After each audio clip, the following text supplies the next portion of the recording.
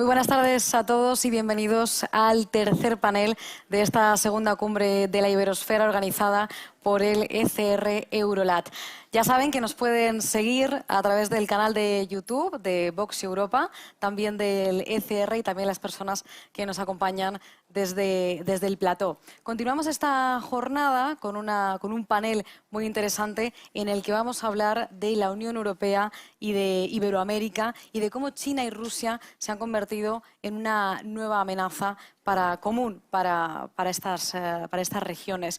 Y es que China tiene un objetivo estratégico muy claro, que es conseguir la hegemonía mundial, para ello desplazando a Estados Unidos y también a la Unión Europea. Y la conquista de Iberoamérica, en la consecución de este objetivo ruso, juega un papel muy importante. Y para ello, Rusia estaría siguiendo las mismas estrategias que se pueden haber seguido ya en África, como es la compra de materias primas, la inversión en infraestructuras, conseguir préstamos, cerrar préstamos que endeuden a países frente a Pekín para conseguir ese pasito más en esa búsqueda de la hegemonía global.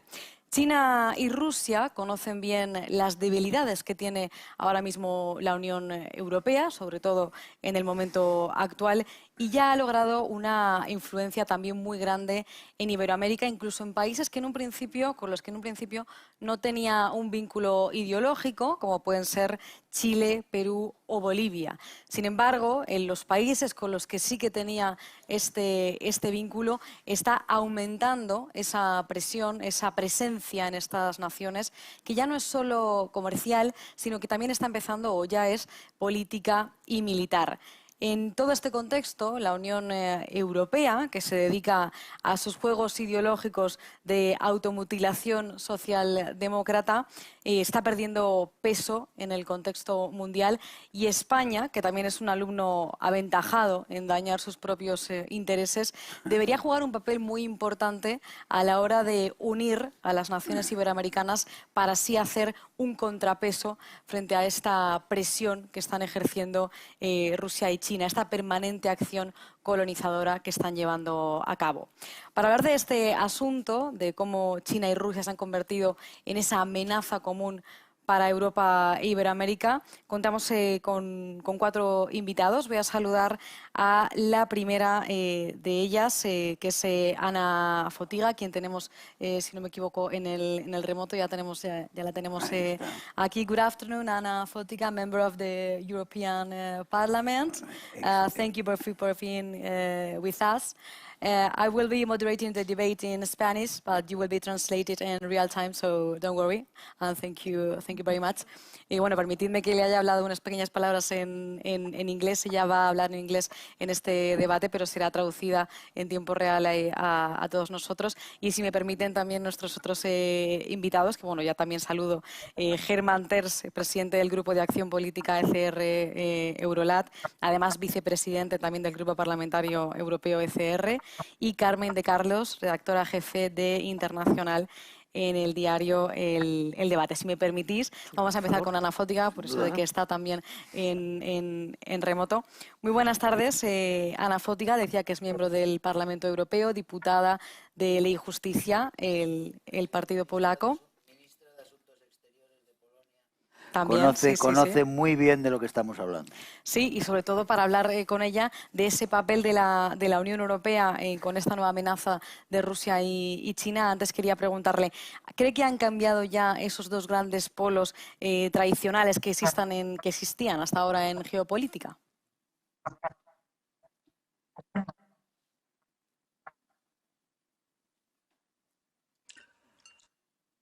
Well, it's extremely important and at the same time difficult topic. It is extremely difficult to talk about the influence of actors like Russian Federation and China in wartime, because we have a real full-scale war just on our doorsteps. When you ask whether Russian Federation changed, being a Pole and having centuries, not only decades of history, including atrocities and not only war crimes, but crime against humanity and genocide against Polish population perpetrated by Soviet Union earlier Tsarist era with atrocities as well and now observing similar actions taken by vis-a-vis Ukrainian society. We can hardly say there has been a change in Russian attitudes in perpetrating wars. We have, of course, both here in the European Parliament, also in national scene in Poland, relationship with both Russian opposition, but also with nations that emerged after collapse of the Soviet Union, and those who forcefully remain within the borders of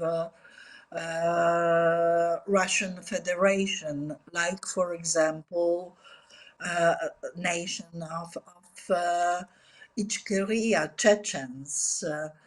You probably know there were two wars against Chechnya that was enjoying pretty much of autonomy within the Soviet Union and then wanted to become sovereign, as for example Georgia and Baltic states did earlier.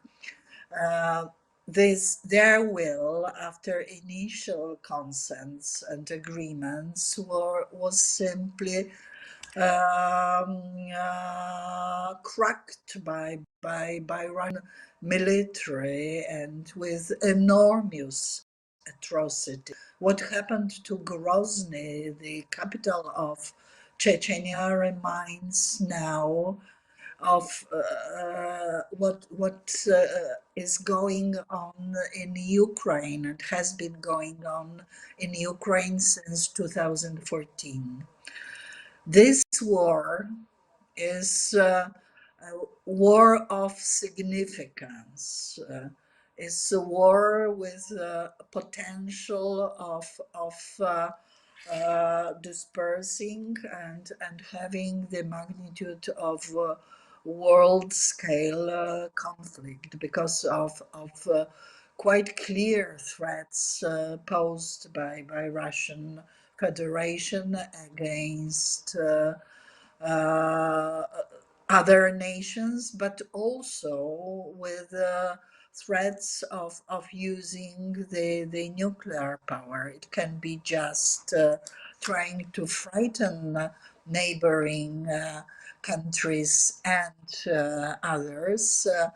But there is certain potential of irresponsibility in current posture of Russian Federation. And there is consolidation of democratic world, of the collective West, if you will. This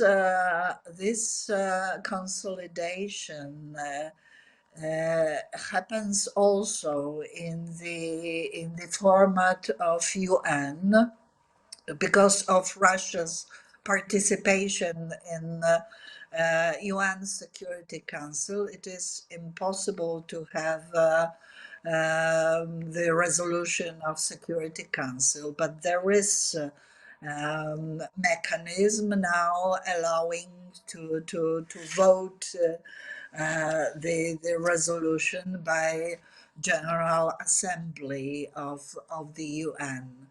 And in the forum of General Assembly, there is very clear picture also of Latin America, but other regions as well.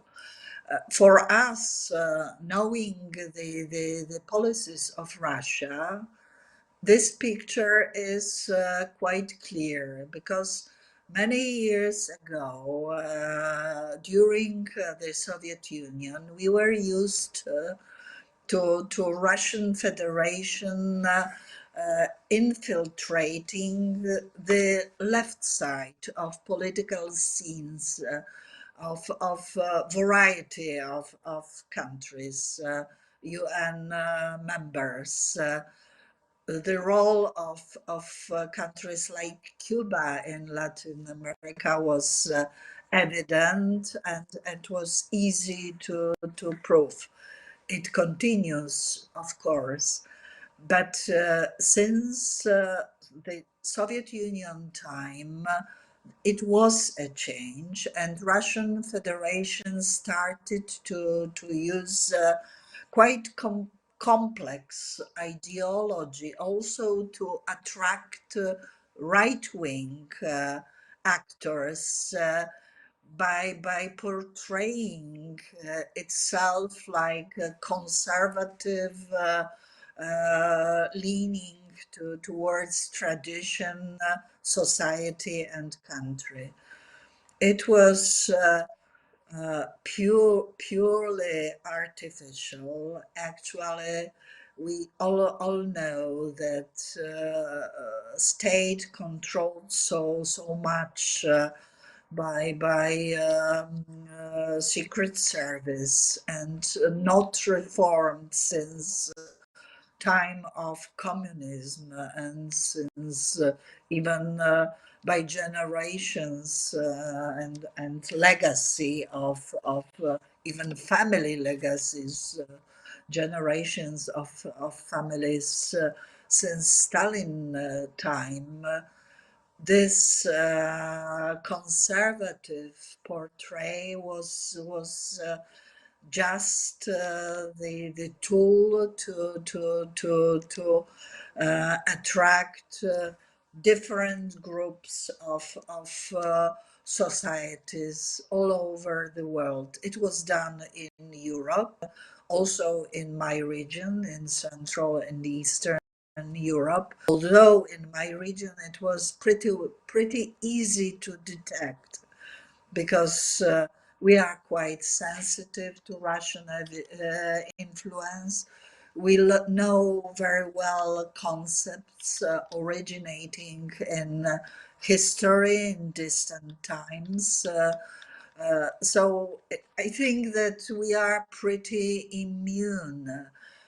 The problem is huge influence after Cold War of Russia in Europe, in European Union, and in other parts of the world.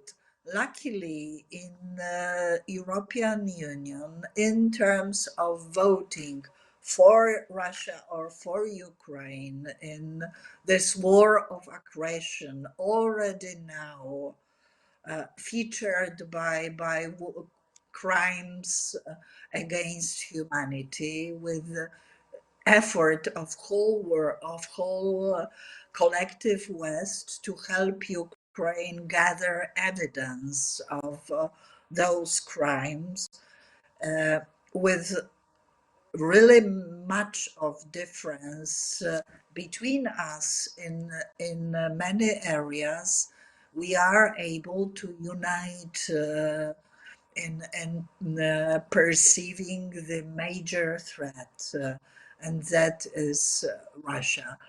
With China, situation is slightly more complicated because until recently, China predominantly used to apply trade tools or economic tools in order to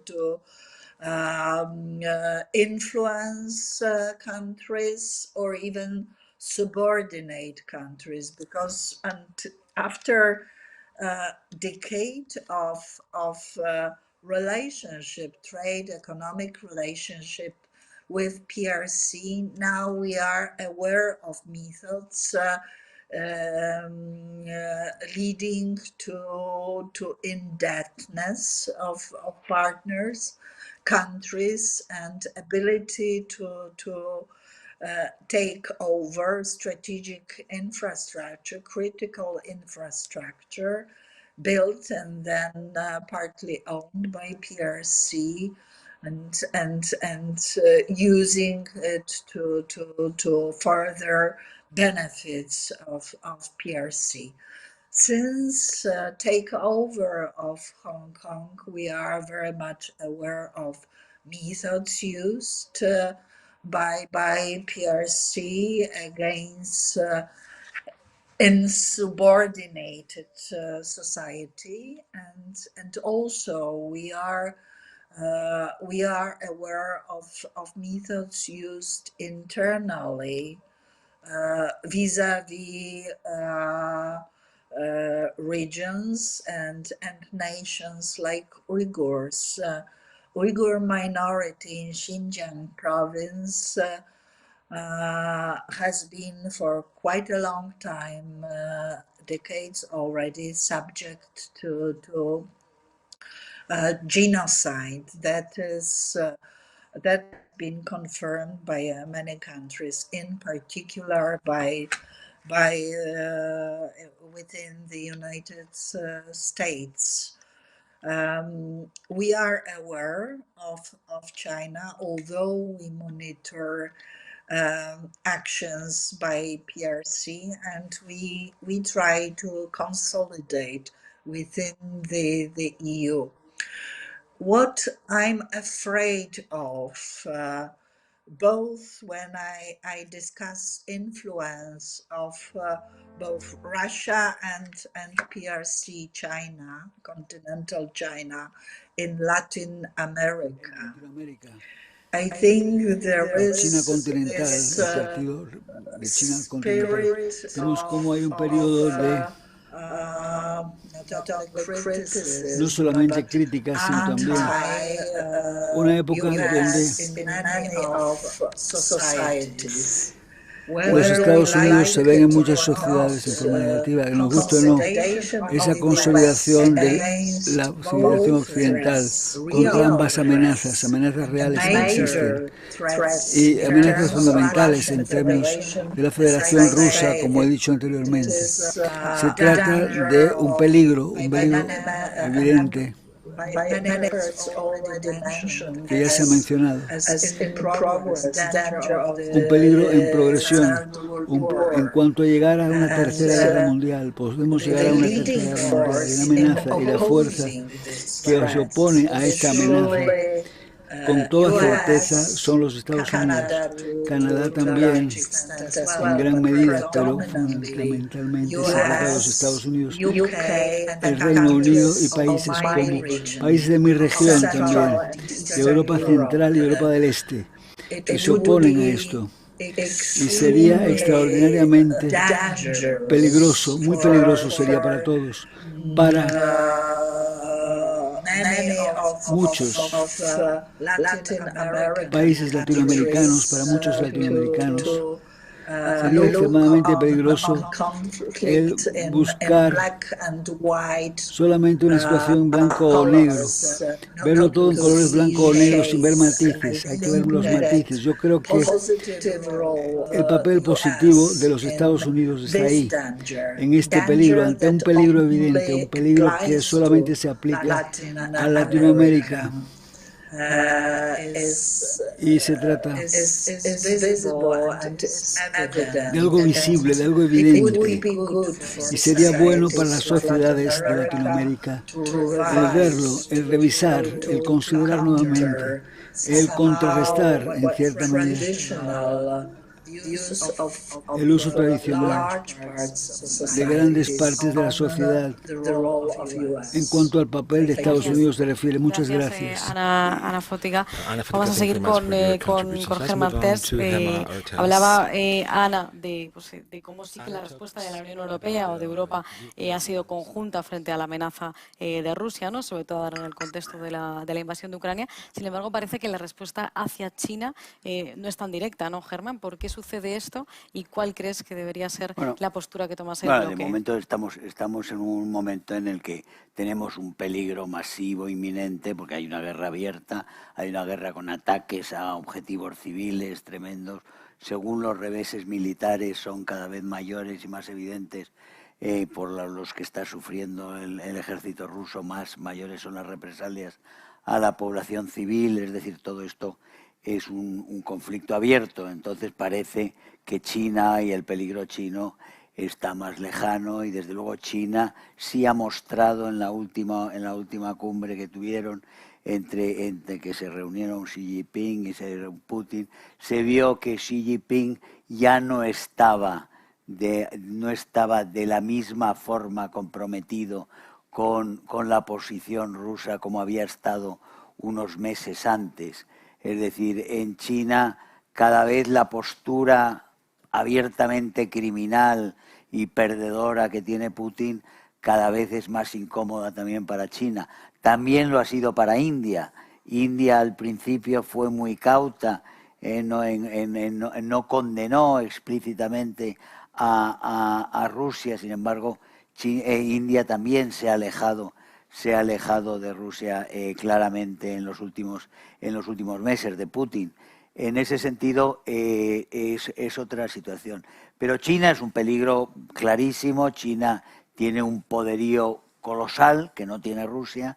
China está entrando en Iberoamérica de muchas maneras, como entró en África, en muchas maneras, con una lógica aplastante de comercio, de inversión, de compra de voluntades y de compra de materias primas, sobre todo, pero también de compra de producciones. Ayer se hablaba aquí de cómo han comprado en Argentina gran parte de la producción de litio, pero la han comprado ya el litio dentro de la mina, es decir, que son producciones ya propiamente chinas, el litio que tienen las minas en los Andes. En ese sentido, son movimientos cualitativos muy importantes de penetración en América. En este momento, tanto en el Caribe como en el Pacífico, están moviéndose chinos, rusos, iraníes frente a los americanos. Y los norteamericanos, han estado muchos años muy pasivos en una zona que se ha convertido prácticamente en una base contra sus intereses y contra su seguridad. Tenemos a Hezbollah metida en Venezuela, tenemos a Hezbollah en Bolivia, tenemos a los rusos, tenemos al grupo Wagner, lo tenemos también en varios países de Iberoamérica, ha sido detectado, las armas están llegando a Nicaragua. Tenemos una serie de elementos de peligro para la seguridad directa de Estados Unidos que deberían llevar a Estados Unidos a revisar esa especie de laissez-faire que han tenido en los últimos años, desde Obama o desde Clinton, si se quiere, que han tenido hacia esa región y que tantos malos réditos, tantas dificultades está creando a los propios países que han caído en manos del Foro de Sao Paulo, que han caído en manos del narcotráfico, que en gran parte tiene unas conexiones chinas también, porque los cárteles mexicanos de la droga son los socios de Venezuela. En Venezuela y en Cuba están los rusos y los chinos están mandando droga sintética masiva a los cárteles mexicanos para que con los mismos cauces con que meten primero la marihuana y la cocaína, metan también las pastillas que están destruyendo a la juventud norteamericana en un grado que desde la ola de la heroína de los años 70, 80 no se veía ese daño terrible que está causando el fentanilo y otra serie de drogas sintéticas y esas vienen de China, esos productos llegan de China y esos productos se producen, después lo cogen los mexicanos y los mexicanos lo pasan a Estados Unidos. Pero como pasan los aviones son aviones venezolanos y son aviones bolivianos del ejército venezolano, los que llevan a través de Cuba y a través de Centroamérica, llevan la cocaína hacia allá, y los que la llevan a África para que de África pase a Europa. Estamos hablando de un inmenso conglomerado de intereses en los cuales Rusia y China son dos beneficiarios claros de lo que sucede en el subcontinente. Por eso es tan importante lo que hacemos aquí. Por eso agradezco tanto también a Anna Fotyga, que fue ministra de Asuntos Exteriores de Polonia, que ella apoye al ECR Eurolat, porque nosotros necesitamos aquí generar la conciencia en Europa de lo que nos jugamos en Iberoamérica. Y tenemos que crear en Iberoamérica la conciencia de que nosotros nos importa y que nos importa lo que está pasando allí y que tenemos que apoyarnos mutuamente para realmente defendernos frente a lo que son los enemigos objetivos, aliados entre sí, los enemigos objetivos de Occidente y de nuestra forma de vida.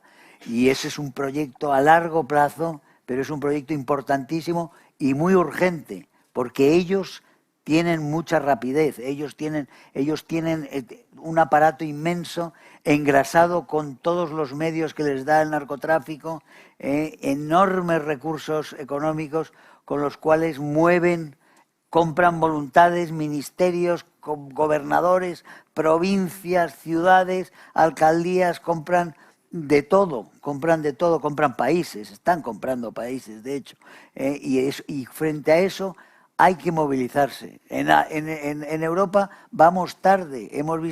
Nosotros hemos dado, gracias a Dios y gracias a que va habiendo cierta conciencia respecto a China, también por la labor de Anna Fotyga en ese Parlamento, va habiendo esa conciencia.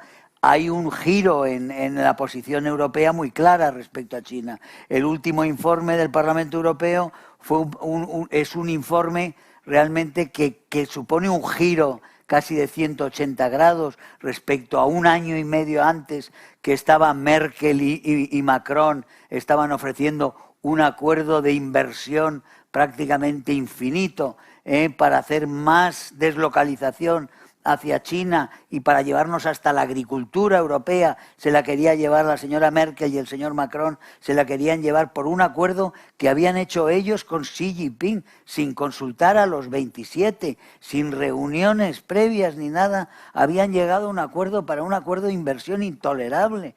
Bueno, eso se ha neutralizado, eso se ha bloqueado y hoy en día estamos en otra posición, gracias a Dios.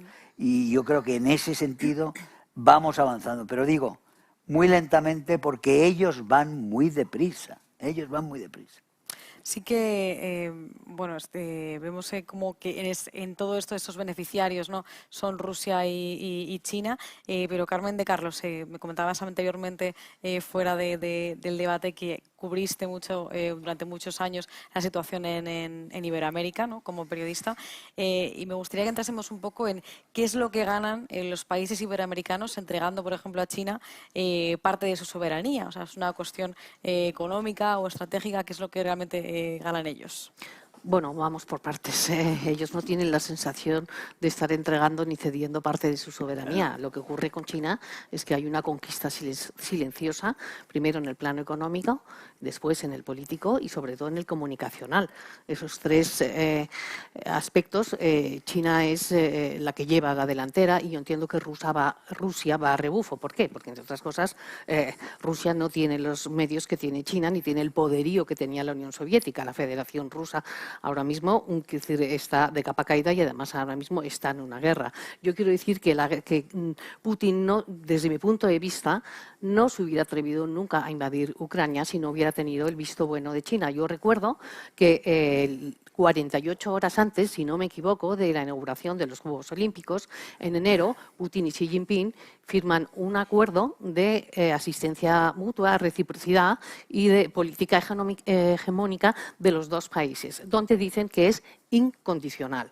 Entonces, Xi Jinping, de algún modo no, le da el visto bueno a Putin. Es verdad que ahora mismo ha cambiado, se le han complicado las cosas a China porque también está siendo perjudicado. Los efectos de la invasión de Ucrania son unos efectos en todos los continentes, no solo en Europa, si bien no olvidemos que Rusia tiene parte del cuerpo es europeo y parte es asiático. Es verdad que India ha dicho, bueno, esto se te ha complicado más en la cuenta, Xi Jinping le ha dicho algo parecido, pero si sigue es porque sigue teniendo, desde mi punto de vista, el apoyo de Xi Jinping. Entonces, esto no ha terminado, pero hay una complicidad con China enorme. ¿Qué pasa en Sudamérica? En Sudamérica y en Centroamérica lo que ocurre es que las arcas están vacías, o sea, décadas de corrupción y de ineficiencia ha dejado a esos países en números rojos. ¿Quién llega y dice, yo soy el amigo americano con acento chino ahora? Porque el patio trasero, que era de Estados Unidos, se ha dejado abandonado durante las sucesivas administraciones, como decía Herman. Pues llega el amigo chino que dice, vaca muerta de esta cordillera andina que tiene el potencial de hidrocarburos tan descomunal y que el gobierno de Cristina Kirchner expropia a Repsol y YPF quitándole la mitad más uno de las acciones, aunque luego Repsol ahí sí tiene reflejos, se desprende del resto y hace el gran negocio. ¿Por qué? Porque no lo pueden explotar. Pero ¿quién está ahora? ¿Qué petroleras están? Las chinas, no pueden estar otras. El triángulo de las Bermudas del litio que hablabas antes, que es Chile, Bolivia y Argentina en el norte, pues 3/4 de lo mismo. Entonces, poderoso caballero es don dinero. China ha invertido en la región en los últimos 20 años 130.000 millones de dólares, solo en inversiones, pero en créditos, porque ahí entramos en el tema de los créditos, 140.000 millones. Entonces, a ver, yo quiero recordar que cuando Argentina en la década del 2000 entra en default, entra en cesación de pagos, Néstor Kirchner saca un poco ese falso pecho nacionalista y dice, yo el acuerdo con el Fondo Monetario Internacional lo rompo en 1000 pedazos y ahora mismo con quien acuerdo es con Venezuela, con Hugo Chávez. Pasó de 4 y pico, me parece, intereses a generar una deuda al 16%, que Hugo Chávez, por supuesto, estaba feliz como una perdiz. Entonces, ¿qué es lo que ocurre? Se van endeudando en función de los gobiernos que hay, pero ahí llega China y llega China con la cartera y con los créditos de los yuanes y con los swap. Entonces, todavía no podemos decir, desde mi punto de vista, ni en Ecuador, ni Nicaragua, ni Argentina, ni Brasil o Perú, que hayan cedido parte de su soberanía, porque yo creo que todavía eso no se ha materializado, pero que de algún modo son un poco rehenes, porque no pueden saltar esas deudas que generan, yo creo que sí. Vamos a dar la bienvenida también a nuestro último invitado, al que ya tenemos también en remoto, a Carlos Sánchez Berzaín, desde Bolivia, abogado y político boliviano, también es exministro de la Presidencia. Está en Miami. Está en Miami, sí, pero bueno, es para abogado y político boliviano, exministro de la Presidencia, exministro de Gobierno y exministro de Defensa de la República de Bolivia, Carlos Sánchez Berzaín, bienvenido. Estamos precisamente ahora hablando de Iberoamérica y a mí sí que me gustaría pues, centrarnos un poco también en Bolivia, ¿no? En cómo han sido o cómo fueron las políticas de Morales con respecto al régimen de Pekín. Bien, me gustaría que me permitan, después de haberlos escuchado, primero saludarlos, agradecerles la oportunidad y que me permitan fijar un pequeño marco de referencia general de mi visión sobre el tema que han planteado para este panel. Ustedes saben que hace 10 años más o menos yo escribí un libro que plantea la existencia de dos Américas, en el que señalo que el eje de confrontación no es ideológico, no es cultural, no es económico, es un eje existencial, porque una América es la América democrática y la otra América es la América dictatorial.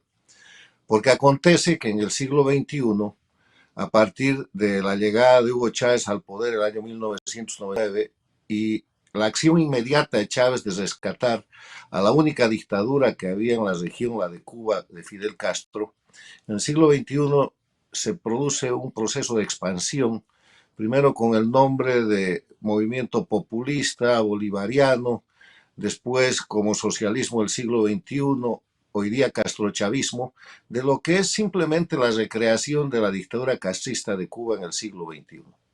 Y eso ha afectado absolutamente toda la situación política, geopolítica, económica de la región, porque ha creado la confrontación de un grupo dictatorial liderado por Cuba, integrado hoy día por las dictaduras de Venezuela, Bolivia y Nicaragua. En su momento estuvo el Ecuador de Correa, y acompañado por dos gobiernos paradictatoriales en países democráticos, que son el de Fernández Kirchner de la Argentina y el de López Obrador en México.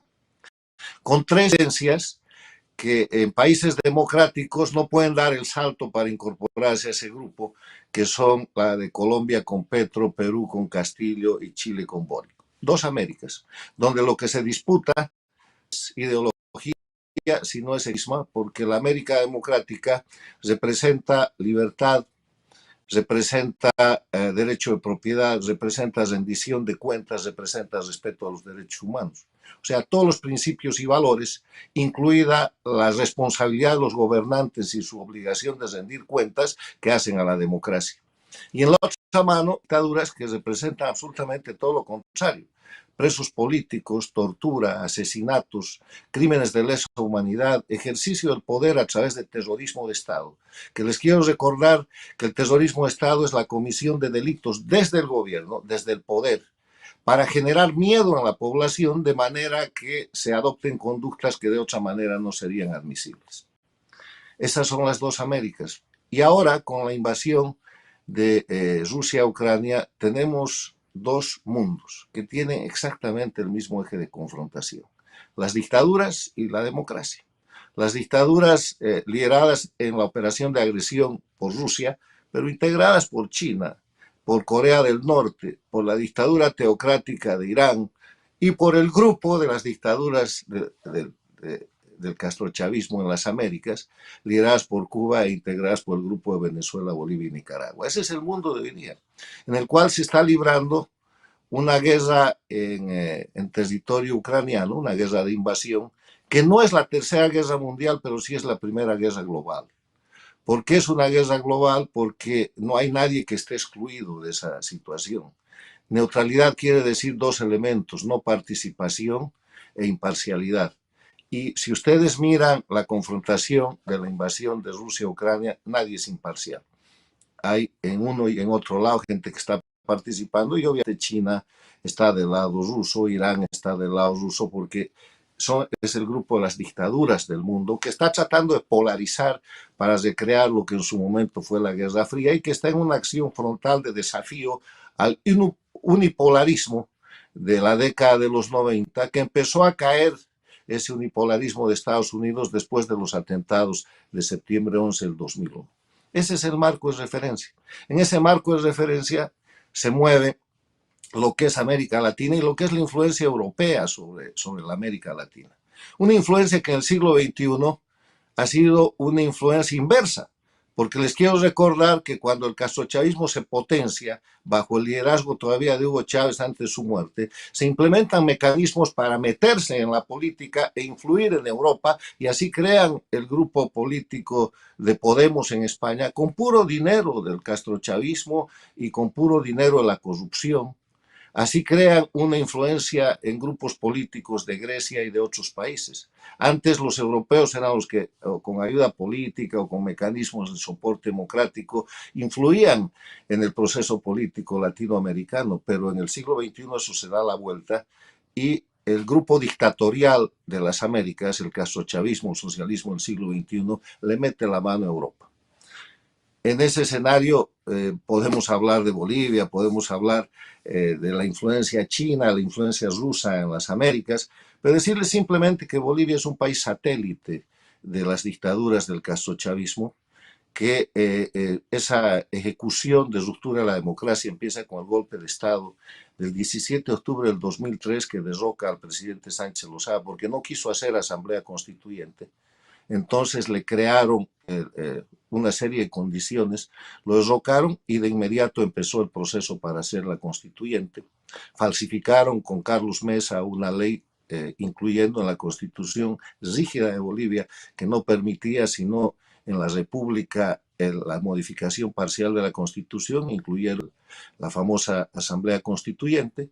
Cuando Evo Morales llega al poder en el 2006 ponen eso en marcha y con 6 masacres, con decenas de muertos, con miles de exiliados y con presos políticos, aprueban esa constitución y crean el Estado plurinacional criminalmente, suplantando la República de Bolivia y la aprueban salir. Un informe del 21 de diciembre del año pasado, firmado por la Comisión Interamericana de Derechos Humanos, certifica que el año 2009, en lo que se conoce como la masacre del Hotel Las Américas, cuando Bolivia resistía a la imposición de esa constitución del Estado plurinacional, ordenó matar y torturar ciudadanos bolivianos y extranjeros, y que parte de los grupos operativos fueron la denominada Fuerza de Seguridad de la Embajada Venezolana en Bolivia. O sea, Bolivia es un país satélite en el que han impuesto esta situación del Estado plurinacional para dividir la nación boliviana, haciendo aparecer 36 naciones que no existen y que si algunas de esas hay están integradas a la nación boliviana, intento que han tratado de hacer en Chile ya que resultados el pasado 4 de septiembre, pero que van a continuar insistiendo. Y el otro tema que han hecho con Bolivia es convertirla en narcoestado. Bolivia es el tercer país más importante en producción de coca y de cocaína, y al año 2003, en que derrocan al presidente Sánchez Lozada, la reducción y la lucha contra el narcotráfico, la reducción de la producción de coca y de cocaína, se había reducido 50.000 hectáreas en el año 1993, en 10 años, a 3.000 hectáreas. O sea, había ganado la lucha contra el narcotráfico. Y Evo Morales, el principal dirigente de los cultivadores de coca ilegal y productores de cocaína, estaba. Se produce el golpe de Estado, se produce todo ese cambio para crear el narcoestado. Y lo que tenemos hoy día es una Bolivia con cerca de 100.000 hectáreas, constituido un narcoestado operado por una serie de bandas criminales transnacionales, donde el dictador en jefe es Evo Morales y donde el narcotráfico es la base del sostenimiento de la microeconomía nacional. Bolivia ha dejado de ser un país productor de gas, Bolivia ha dejado de ser un país productor orgánico de minería, todo eso está siendo traficado, y Bolivia tiene la gran reserva del litio y la ha entregado a Rusia y a Irán. Ya están construyendo en La Paz, en el Alto de La Paz, una planta nuclear en Bolivia, disque para generar energía eléctrica, y la están construyendo los rusos. En un país que tiene energía hidroeléctrica, energía eólica y energía solar para exportar, con el pretexto, con la coartada de hacer una planta nuclear, se están apropiando de todos los recursos evaporíticos y estratégicos del Salar de Uyuni y están sacando uranio, entre otras cosas, para el enriquecimiento del proceso iraní y están empezando el control del litio y Bolivia es una colonia del socialismo del siglo XXI de Cuba y está entregada a los chinos, a los rusos y a los iraníes. Y la constatación objetiva la pueden ustedes tener simplemente viendo o preguntando a los corresponsales lo que pasa allí en Bolivia. Esa situación en la que se encuentra. ¿Qué opinas de la postura de la Unión Europea respecto a esa situación en la que se encuentra Bolivia y también después del encarcelamiento injusto también del expresidente de Bolivia, Yanín Áñez? ¿Os habéis sentido respaldados como bolivianos por la respuesta de la Unión Europea o no?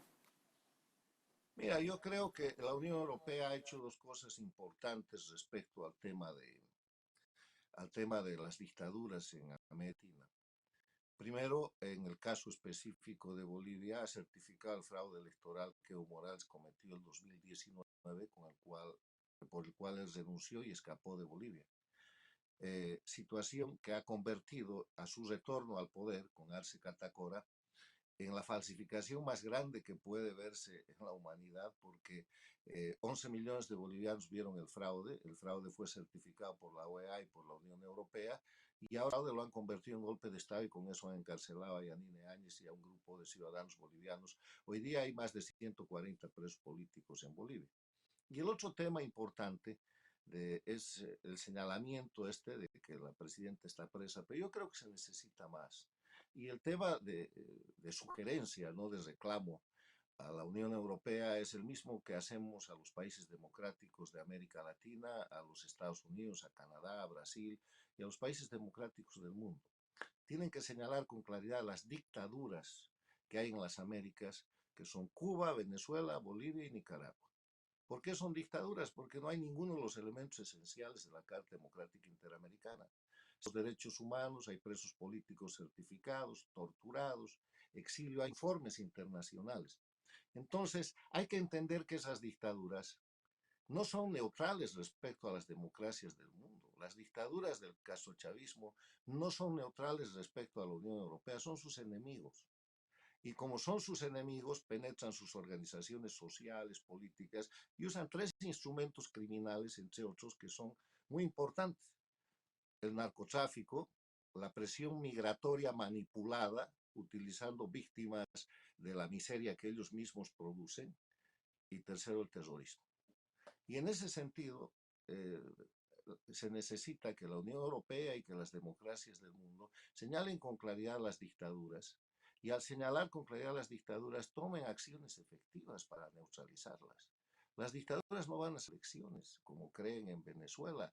En Bolivia se salieron por la presión de la resistencia civil y recuperaron el poder en un año con complicidad, entre otras cosas, del gobierno que tuvo que ser de transición y que lamentable fue un gobierno de continuismo, que ha repuesto la dictadura y que ha eliminado inclusive la existencia de una oposición que es hoy día totalmente funcional.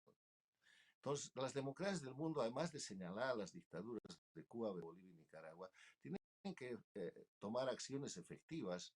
Todas siguen manteniendo, o casi todas, relaciones políticas normales. ¿Por qué no retiran sus embajadores?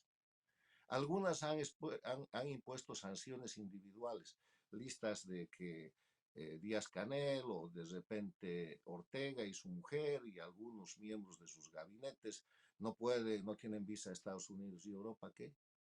¿Y dónde están los jueces infames que dictan sentencias para meter a los presos políticos? Porque en la América Latina el chavismo ha judicializado la persecución política, concentrando y haciendo el Poder Judicial un instrumento represivo. ¿Dónde están las listas de los fiscales? ¿Dónde están las listas? Hay que poner en un cuadro de crimen organizado a esta gente. Esas son sanciones individuales, sanciones económicas.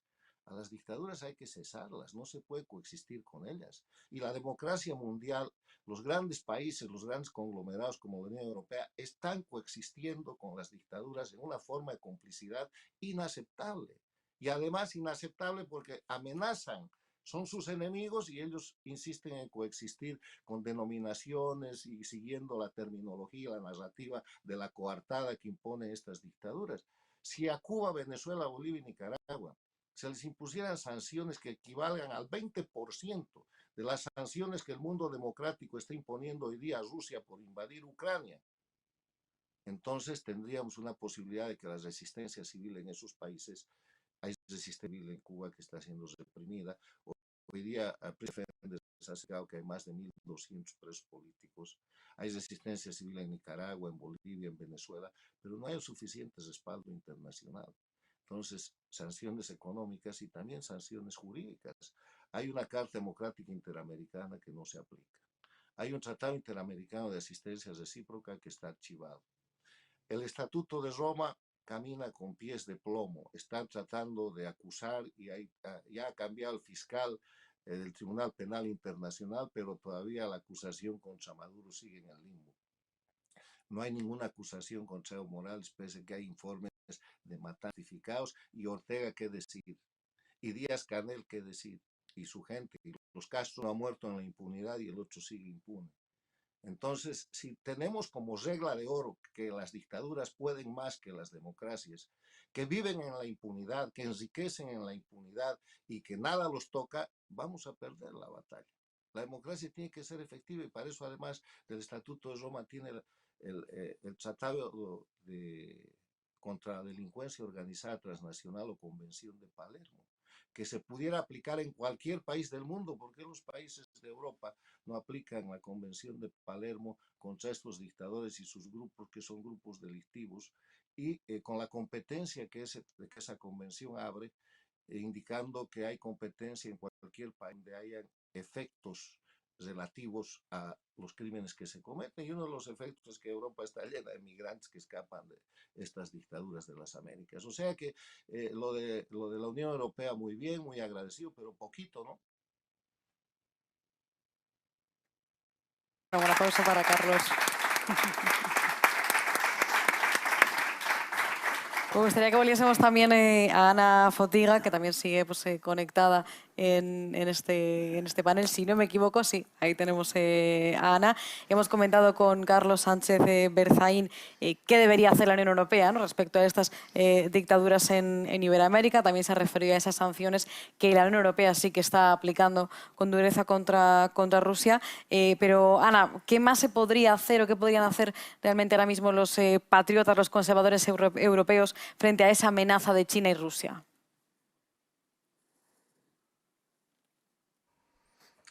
Well, first, allow me first to refer to some remarks that were already mentioned. I totally agree with statements that there is, of course, taking into account some separate to monitor, but there is a certain level of coordination and cooperation between actors like Russian Federation, PRC, China, and, for example, Iran, not to speak about others, in terms of support of each other in their grand strategies or geopolitical games, if you will. There are areas of certain competition here and there, but generally speaking, we see that in terms of recent, actually yesterday's offensive of Russia on numerous Ukrainian cities and numerous civilian targets. First wave, there were Iranian drones acting as reconnaissance for further strikes, also making a lot of destruction. Certainly, I'm aware of this agreement memorandum in Moscow and Beijing during Beijing meeting of 4th of February, el 4 de febrero, precediendo la invasión a gran escala completa de Ucrania por parte de Rusia, de la Federación Rusa, que invadió Ucrania, a pesar de que también hemos monitorizado que no todo se llevó a cabo por parte de la República Popular China. Pero sí es cierto que ha habido muchos niveles amplios de cooperación y de coordinación que se han mostrado y de apoyo que se han expresado, en particular en cuanto a los foros internacionales se refiere, por lo cual hay, desafortunadamente, hay más complicaciones ante esta imagen que se muestra en cuanto a la democracia y las dictaduras o los regímenes dictatoriales, las democracias y los regímenes dictatoriales. Yo pienso que ciertamente hay quienes apoyan a ambos, tanto a Rusia como a China, en particular porque Irán es algo ligeramente diferente, es una liga ligeramente diferente en cuanto a ello se refiere. Y hoy día vemos que es más compleja la situación porque también entre las democracias hay algunos grupos simply que subordinated se han subordinado ways of acting en by cuanto a la forma de major actuar actors, in por los particular agentes fundamentales en compromat. particular. So variety of ways Hay toda una to variedad de subordinate elementos de elites. élites subordinadas Unfortunately, que se han it comprometido. applies Ciertamente se also aplica to también, some desafortunadamente, a algunos de right-wing los or elementos de derecha center-right, o de as centro well derecha, as left así wing, como because, a for movimientos de example, izquierda. Porque, por Russia ejemplo, changed Rusia ha modalities cambiado de of modalidades operations, en cuanto a not operaciones. No only solamente se refiere a aligning with alinearse con left-wing elementos de dictatorial izquierda, regime elementos like we dictatoriales de used izquierda, to como think lo about, veíamos o como pensábamos en ellos al respecto, como Castroism, el Castro, Chavism, and so on. el chavismo y todo lo demás, el For gobierno de Castro, el gobierno de Chávez, sino que, por ejemplo, el comportamiento de Brasil en este conflicto fue algo diferente. Y también se refiere, y quiero referirme a una organización que es importante cuando hablamos de ello, cuando hablamos de los agentes como la Rusia, que es BRICS, y también tiene algo que decir en cuanto a todo ello se refiere, y que se les ha traído a colación. Cuando hablamos de la Unión Europea, tenemos que recordar siempre que la Unión Europea no es un superestado. Se trata, por lo tanto, de una organización internacional, repito, en áreas como las sanciones, requiere de unanimidad para aplicar sanciones dentro del Consejo Europeo. Y cuando tenemos gobiernos, sabemos que yo, por ejemplo, lanzo advertencias en cuanto a Rusia durante décadas, en muchas áreas, en el Consejo de Europa, en el Parlamento Europeo, durante décadas estaba sola en ello. Ahora esta situación es diferente. Diría que políticamente es incorrectamente el oponerse a las sanciones. Es políticamente incorrecto oponerse a las sanciones, a pesar de que estas sanciones sigan estando o sigan permitiendo a Rusia el financiar algunos a otros niveles.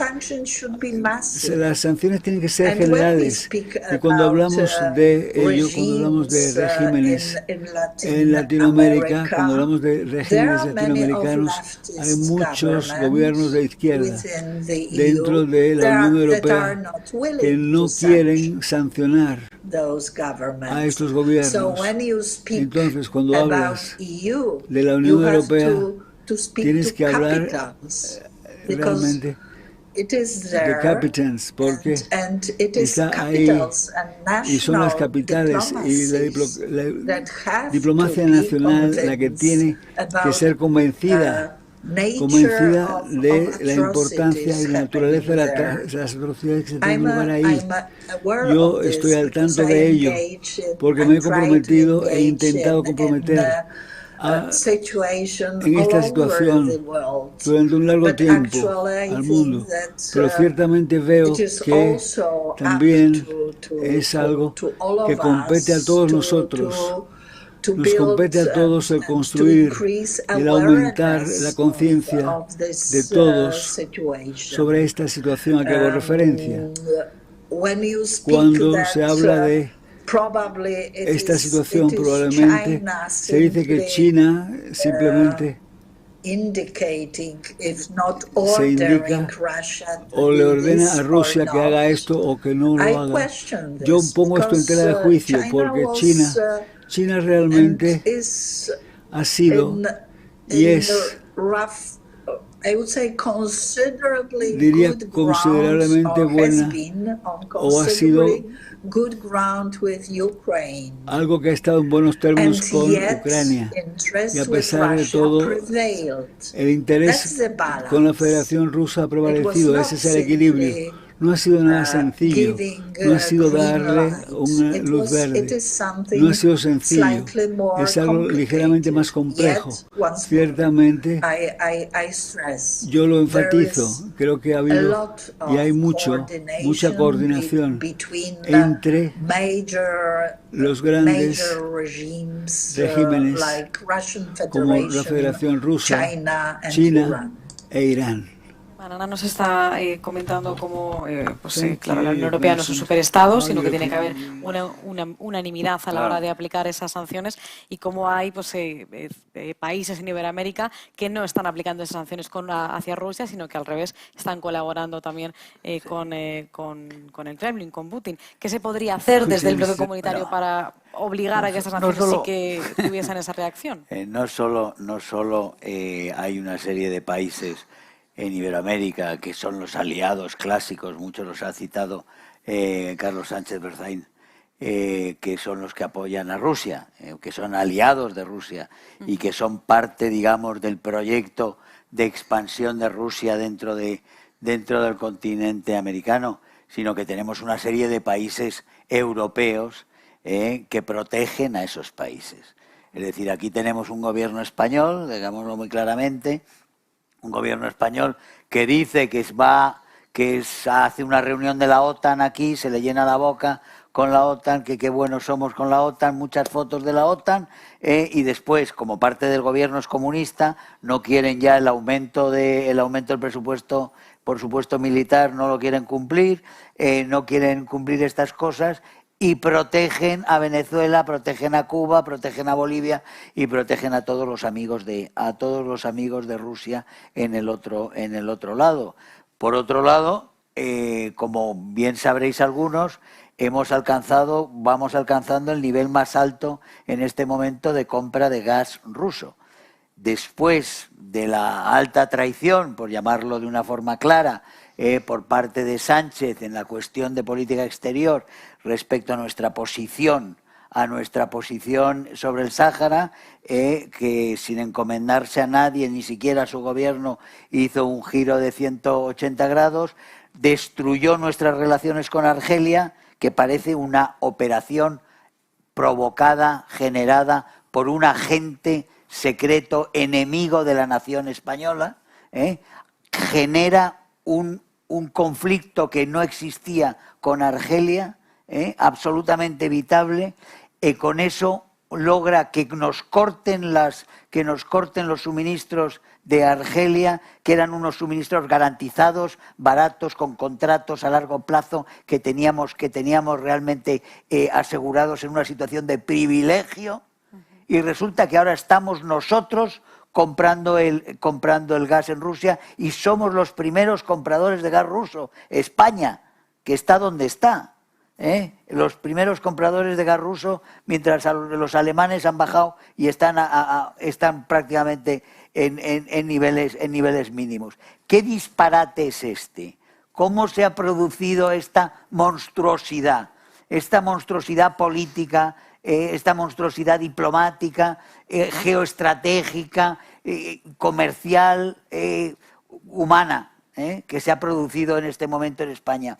Solo se explica con un presidente del gobierno que obedece a unas consignas que no son los intereses nacionales, que tienen que ser otros intereses, que pueden ser los suyos personales propios solo, pero que puede que no sean solo los suyos personales, o que dependan de sus intereses personales, dependan de otras cosas. Lo que no es explicable por lógica es la serie de acontecimientos que se han producido en España para que la situación actual de España sea que somos los mayores compradores de gas ruso, que estamos saboteando lo que es el presupuesto para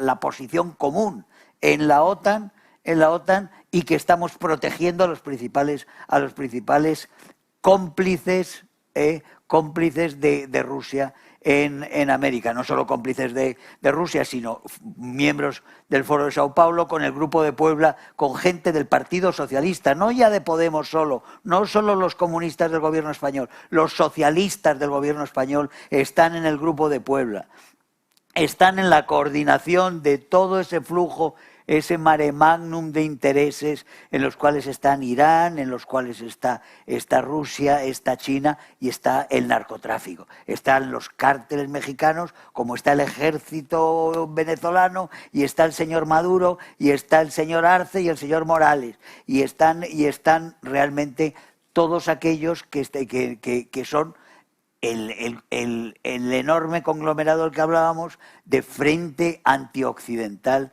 que existe. Y el gobierno español se ha convertido en un cómplice absolutamente vital para ellos, necesario, que hemos visto cómo ellos han bloqueado todo tipo de pasos para reforzar sanciones respecto a Cuba, Zoé.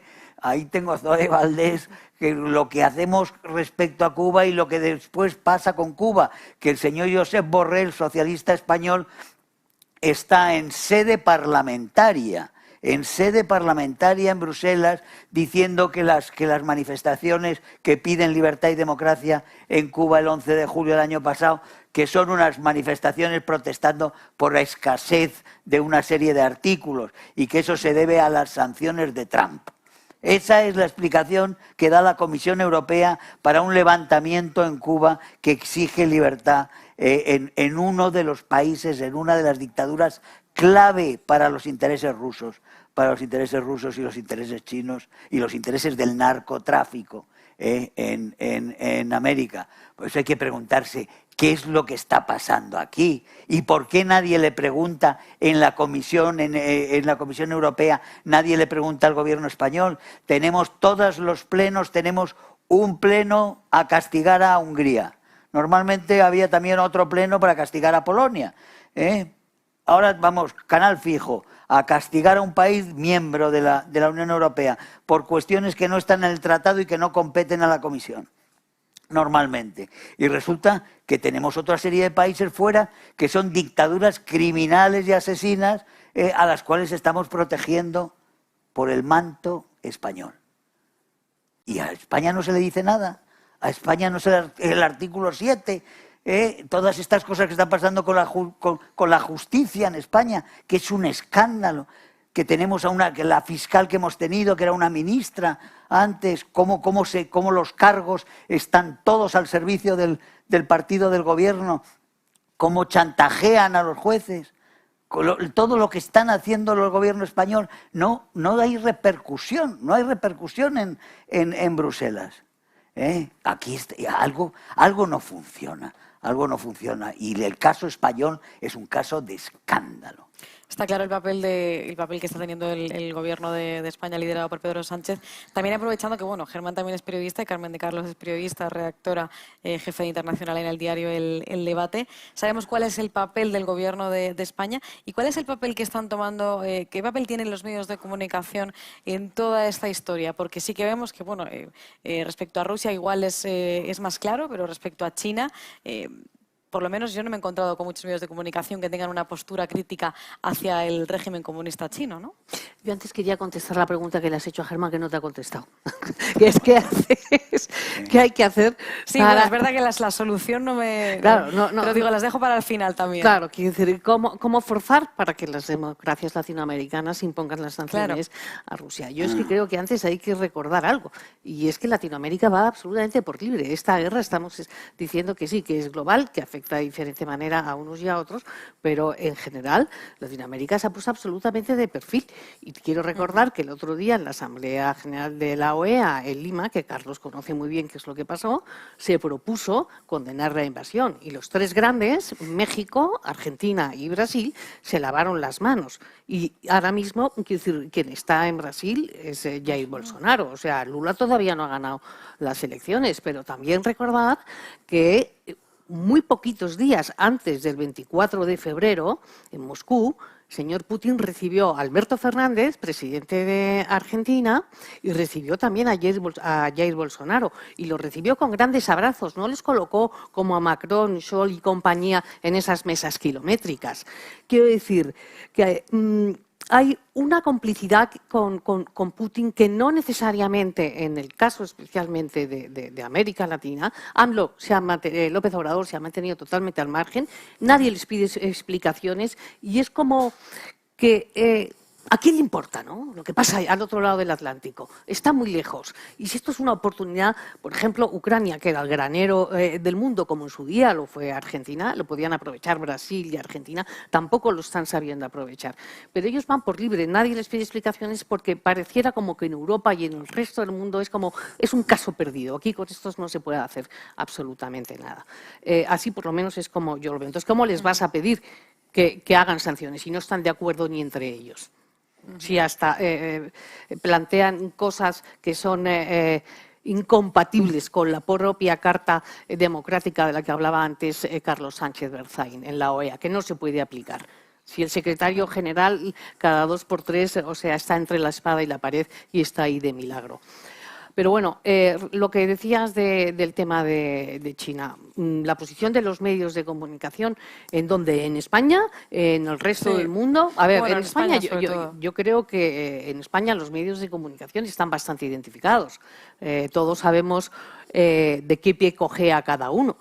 Otra cosa es si hablamos de lo que son los medios de comunicación estatales, es decir, de Televisión Española, de la agencia EFE y de la radio. Ahí esto es como lo de Pedro Sánchez, pues depende de por dónde vengan, soplen los vientos. Por lo demás, que podemos hacer un repaso.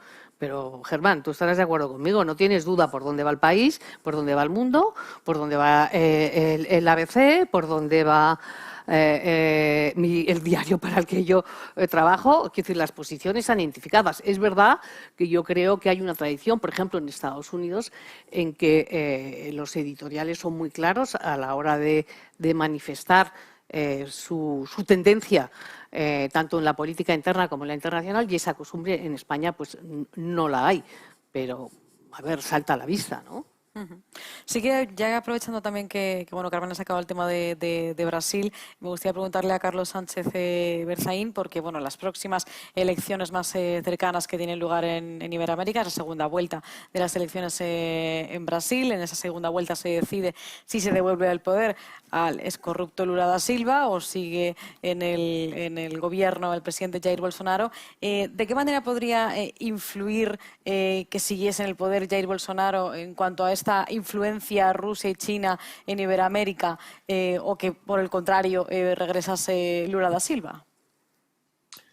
En el planteamiento que yo he hecho, la elección del Brasil solo repite la confrontación de dictaduras contra democracias, o sea, del socialismo del siglo XXI, castrochavismo, cuyo candidato es Lula, que es el autor del caso de corrupción más grande del siglo XXI en las Américas, el Lavallato, por lo que fue a la cárcel, haciendo constar que Lula salió de la cárcel no porque lo declararon inocente, sino por un tecnicismo jurídico que anuló los sobrados del proceso. Y en el otro lado está Bolsonaro, que forma parte de una corriente nacional democrática que tiene críticas respecto a la política exterior con el tema de Rusia, como se ha dicho aquí, pero que en todo caso está ubicado en el ámbito de la democracia y no del favorecimiento de dictaduras como Cuba, Venezuela, Bolivia y Nicaragua, a las que ha declarado, a las que ha señalado la claridad. No está en el apoyo al narcotráfico ni en el soporte de los narcoestados de Cuba, Venezuela, Bolivia, Nicaragua, ni está tampoco en la dinámica de permitir una penetración abierta más allá de los intereses brasileños, porque la diferencia entre Brasil y otros países, incluido México, es que Brasil es una potencia económica. Hace 20 años discutíamos la competencia entre México y Brasil. Brasil ha superado de largo aquello. Brasil es sin duda el país de América Latina que constituye la fortaleza económica más importante. Entonces, yo creo que ahí está la confrontación, el socialismo del siglo XXI, el castrochavismo contra la democracia, y que independientemente de quién gane, en el Brasil no va a pasar demasiado, porque Lula ya estuvo ahí, no pudo romper la democracia. Más bien la democracia se impuso sobre su proyecto con el impeachment de la presidenta que él había dejado como su sucesora. O sea, el Estado de Derecho en el Brasil funciona con tropiezos, la justicia es, pese a que ha liberado a Lula, es aceptablemente independiente, hay separación e independencia de poderes, el federalismo funciona y gane Bolsonaro o gane Lula, el Brasil va a seguir siendo una democracia y una economía pujante.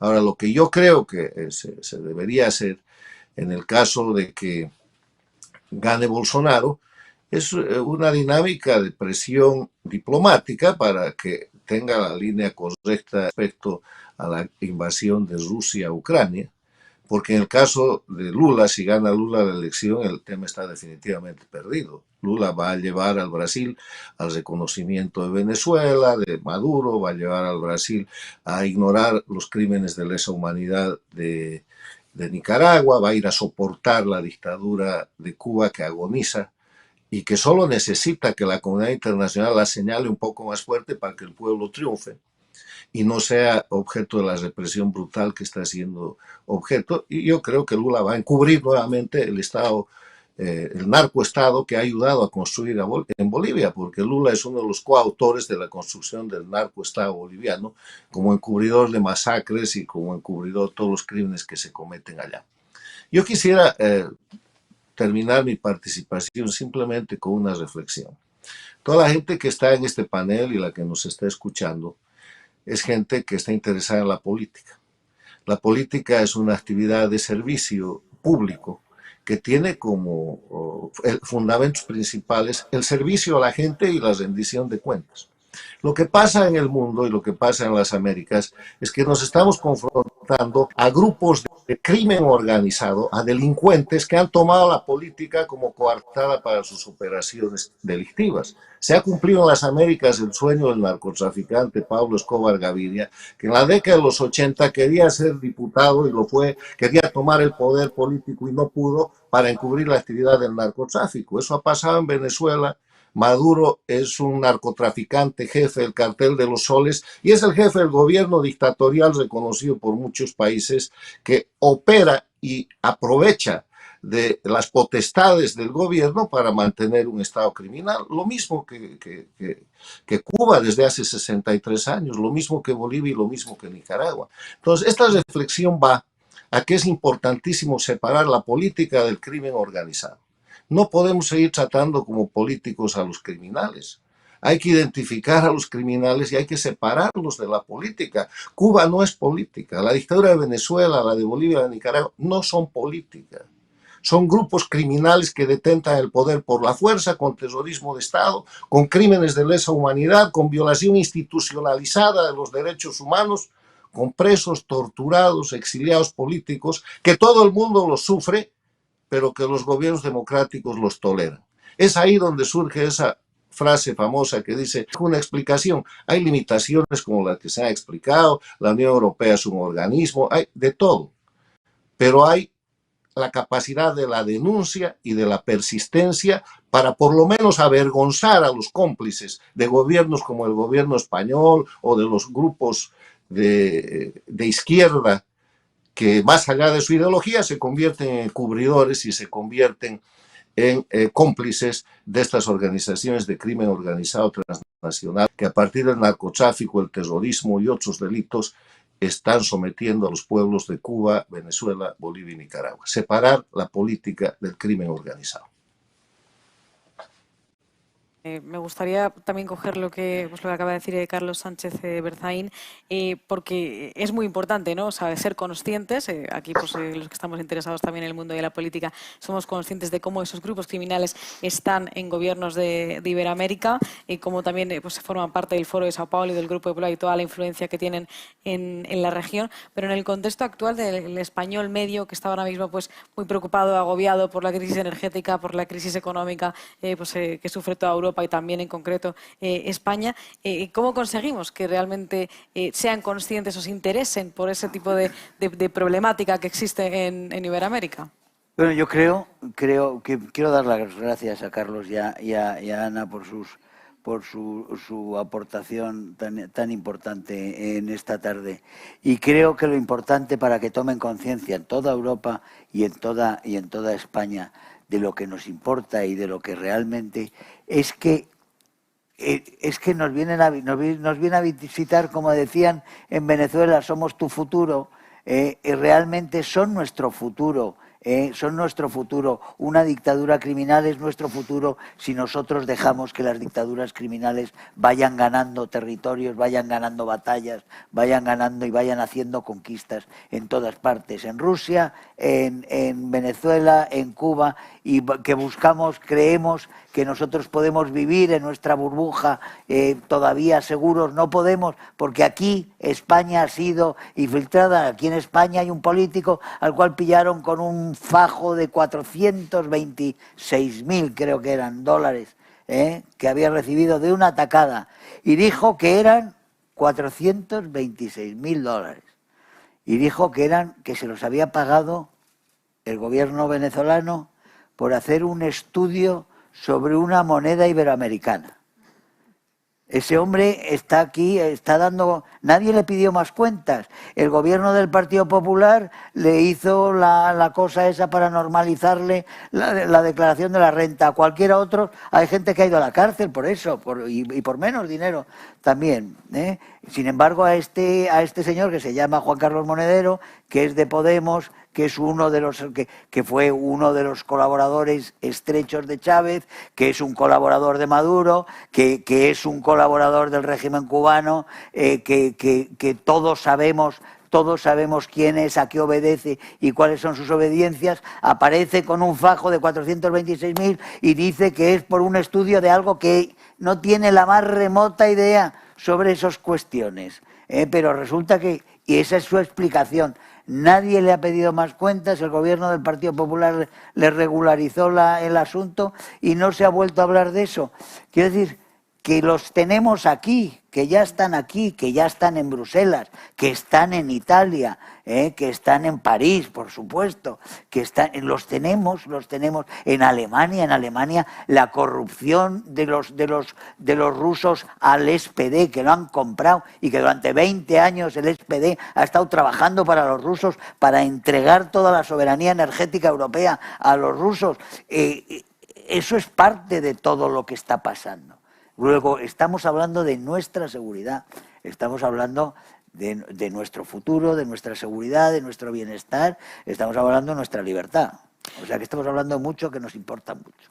Parece que es un tema en el que sí que tenemos que insistir para que realmente el español pues sea consciente de ello, ¿no? De lo que puede venir si seguimos en esta senda.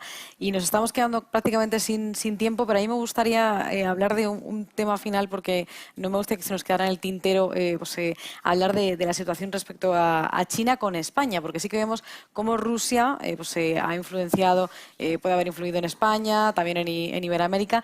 Y también vemos cómo China está endeudando a países en Iberoamérica para así ganar influencia en ellos. Carmen, ¿eso está sucediendo de alguna manera en España? ¿Hay los hilos del régimen chino están introducidos en España de alguna manera que podamos saber? China, si no recuerdo mal, es la dueña de una emisora de radio que tiene su sede en Plaza de Castilla, aquí cerquita, y que la compró hace 6 o 7 años. También tiene un periódico. Y China está en todas partes del mundo. Nosotros, sin la producción china para los dispositivos, estamos perdidos. Los dispositivos chinos están penetrando en todos los países. Ahora mismo hay un pulso entre Estados Unidos y entre China por el 5G. El Huawei. Y cuidado con el Huawei. Iba a decir Huawei. Cuidado con los políticos y con el Huawei en España. Claro. Entonces, China lo que ocurre es que es mucho más sutil. Y va despacio, efectivamente, y va entrando en ese camino. Entonces, ¿cómo se va a manifestar Europa y en qué sentido España va a tomar las decisiones? ¿Hacia qué lado se va a alinear? ¿Hacia el de Estados Unidos? ¿Al de China? No lo sé, hay una dependencia económica fortísima. O sea, ahora mismo durante la pandemia lo hemos sentido. Y ahora mismo también no es solo la guerra lo que está provocando esta situación económica y que el español haya descubierto lo que es la inflación, que ya venía antes gracias a Pedro Sánchez, sino que también es que, claro, China está padeciendo todos esos males. Dime. No. Ah, creía que hacía. No, estoy de acuerdo. Entonces, sin prisa pero sin pausa están en ello. Pues depende de las elecciones el año que viene también, que pasa en España, y depende del interés que tenga Pedro Sánchez en tener un futuro en la política europea, ¿no? Vamos a ver hacia dónde va y qué va a pasar con el Partido Socialista Obrero Español. Pero todos somos ahora mismo en el mundo un poco rehenes de China. Y eso es así, esa batalla la han ganado. Lo que pasa es que quedan muchas más. Y desde luego la del 5G es muy importante y la de los dispositivos electrónicos, en especial el mundo Huawei, que es el espía que te metes en casa, pues también.